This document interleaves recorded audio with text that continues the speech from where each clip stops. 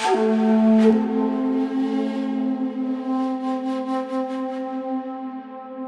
順利利，開工大吉。少林寺喺30年前我第一次睇嘅時候，李連杰當時嘅武術表演式嘅動作，的確係驚為天人。記得有人問我係咪拍翻13棍真夠堂皇？我話唔係啊嘛，仲拍翻一模一樣嘅故事。我係揀咗係近代嘅軍閥割據時期，所謂中國人打中國人嘅時候。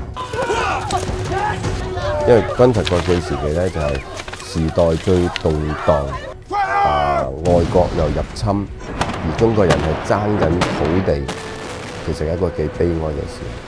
整個年代背景已經係同舊嘅少林寺係差異非常之大。少林寺係處於一個最和諧、最中立、最慈善嘅一個位置。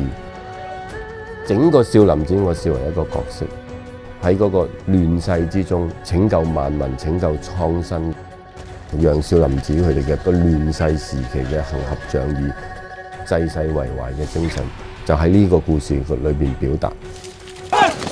ending 我係會有好多廝殺嘅場面，但係其實呢個係一個反戰嘅行為。生命係無常嘅，但係最後都係僧人要作出好大嘅犧牲。只有佢哋用生命先至換到呢個和平。